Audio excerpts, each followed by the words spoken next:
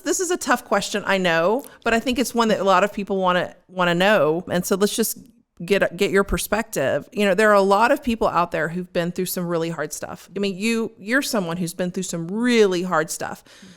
And they prayed, and maybe God didn't show up in the way they wanted him to or asked him to. And it's not necessarily their prayer was bad. Maybe it was a good prayer. Like they prayed for someone to be healed, or they prayed for some situation to change, and it didn't. And so they're left a little disillusioned. Like when you encounter people like that, what do you say to them? How do you encourage them? Well, I understand it, first of all, because I've prayed those prayers too. And why wasn't that answered? I think in my opinion, and as I've gone on in my prayer life, that I have come to a place where I have been able to surrender all the answers to God. And I try to pray as I'm directed by him. I know in the past I've prayed for certain things to happen that didn't happen. And the understanding that I got was that I don't see the whole picture. I'm very myopic. Yes. And I'm only looking along my lifeline. But God has the huge picture. He is not limited by time.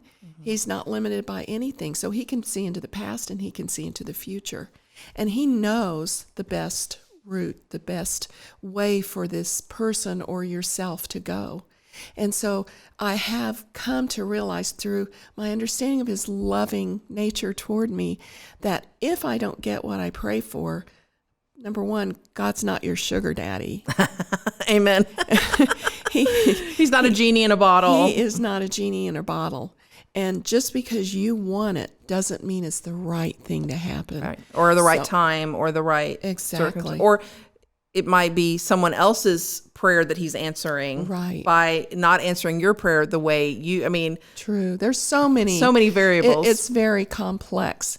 And the thing that to hold on to is the goodness of God. Right.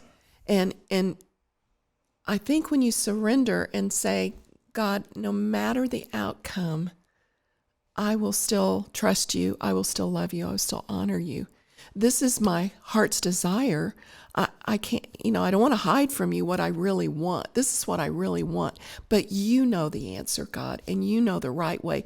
And I'm going to rest in who you are and what your vision for this is. And when we can understand who God is and what he wants for us and what he wants for our community as a whole, then we can let go of our sugar daddy wishes and wants.